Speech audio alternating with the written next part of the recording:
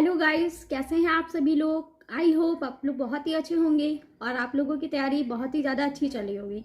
तो गाइस, जैसा कि आप सबकी बहुत ही ज़्यादा डिमांड आ रही थी कि मैम आप वो कैब कहाँ से पढ़ रही हो और प्लीज़ वो कैब बताइएगा कि कहाँ से वो कैब आ रही है।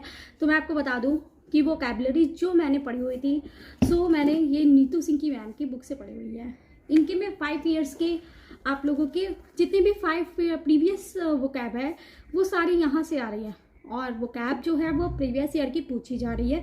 तो अगर आप लोग भी तैयारी कर रहे हैं एसएससी एमटीएस की और आप लोगों के एग्ज़ाम है देने के लिए, तो मेरा तो यही कहना है कि आप लोग यही वाली बुक लीजिए और काफ़ी ज़्यादा अच्छी बुक है।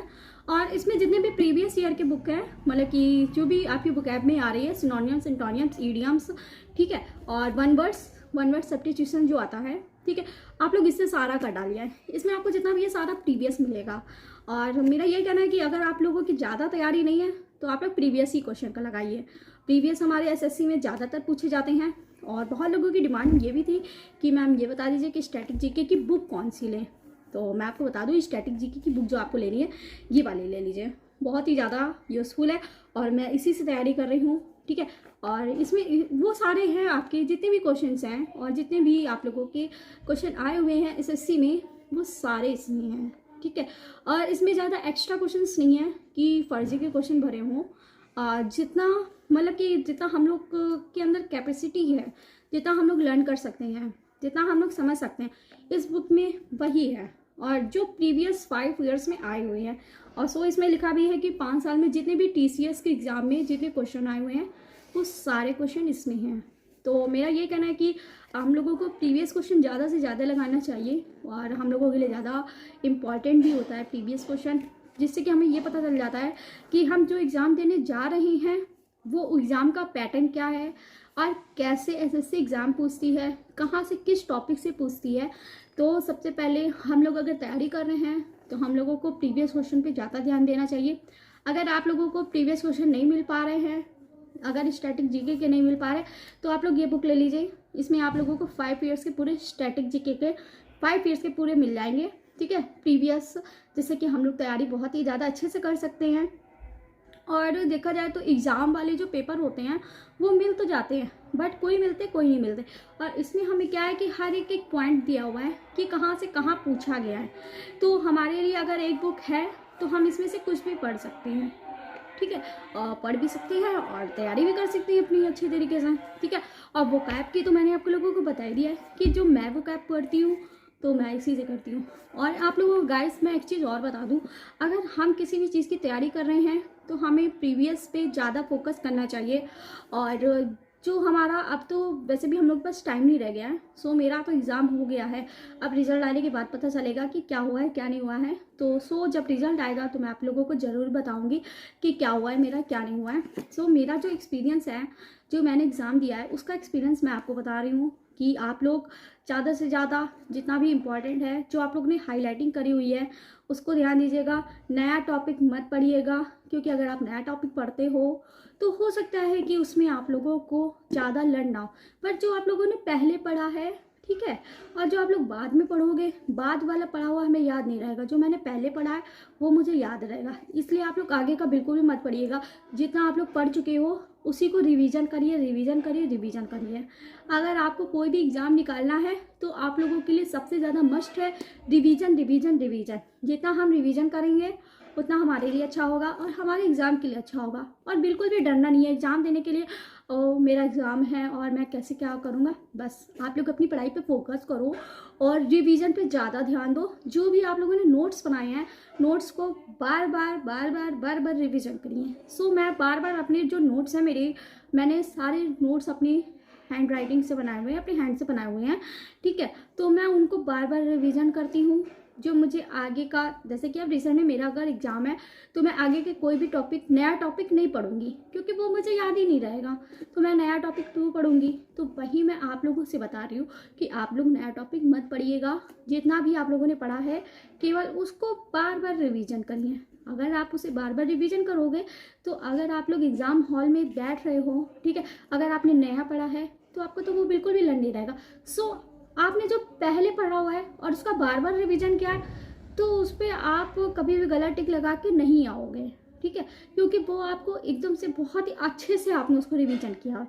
और जो न्यू टॉपिक आप उठा के पढ़ोगे सो वो आपको बिल्कुल भी याद नहीं रहेगा, क्योंकि वो आपने 1-2 दिन पहले पढ़ा है, ठीक है। तो इसलिए मेरा यही कहना है कि आप लोगों ने जो नोट्स हैं उन्हें बार बार रिवीजन करिए, बार बार पढ़ते जाइए, ठीक है। और घबराइएगा बिल्कुल भी नहीं, क्योंकि अगर आप घबरा जाएंगे, घबराने से ये होगा कि अगर आपको जो क्वेश्चन आंसर उसका सही आ भी रहा होगा ना, तो उसमें भी आप कंफ्यूज हो जाएंगे और गलत मार्क करके चले जाएंगे।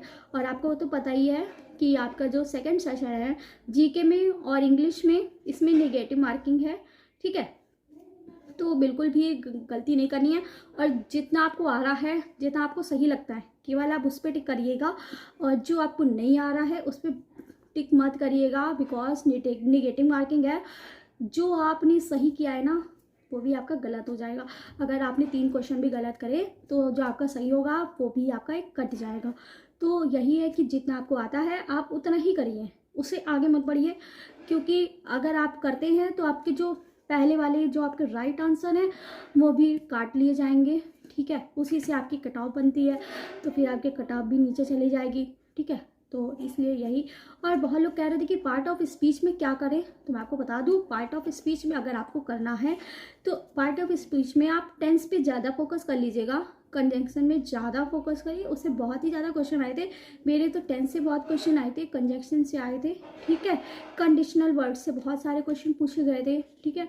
तो और एंटोनियम्स, सिनोनियम्स, और आप लोग को पता ही है कॉम्प्रीहेंशन तो पूछा ही जाता है, सो वो तो आप लोगों को करना है। पैराग्राफ पता नहीं कहाँ से पूछ ले, तो इसलिए हमें अपनी वोकैब बहुत ही अच्छे से करनी है। हर एक चीज़ का मीनिंग हमें पता होना चाहिए। अगर हमें वोकैब मेरी अच्छी है तो हम कॉम्प्रीहेंशन कर सकते हैं, और अगर मेरी वोकैब अच्छी नहीं है तो हम कॉम्प्रीहेंशन नहीं कर सकते। ये मैं अपना एक्सपीरियंस बता रही हूँ आप लोगों को, ठीक है।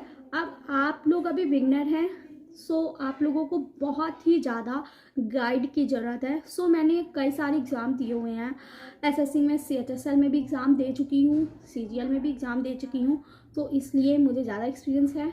और आप लोग अगर बिगनर हैं तो आप लोगों को इतना ज़्यादा एक्सपीरियंस नहीं है। सो मैं अपना एक्सपीरियंस केवल आप लोगों को एक्सप्लेन कर रही हूँ कि आप लोगों को कैसे क्या करना है और क्या पढ़ना है, कैसे पढ़ना है। सो आप लोगों के जो भी आप लोगों के नोट्स हैं उन्हें बार बार रिविज़न करिएगा, बस आप लोगों से यही कहना था।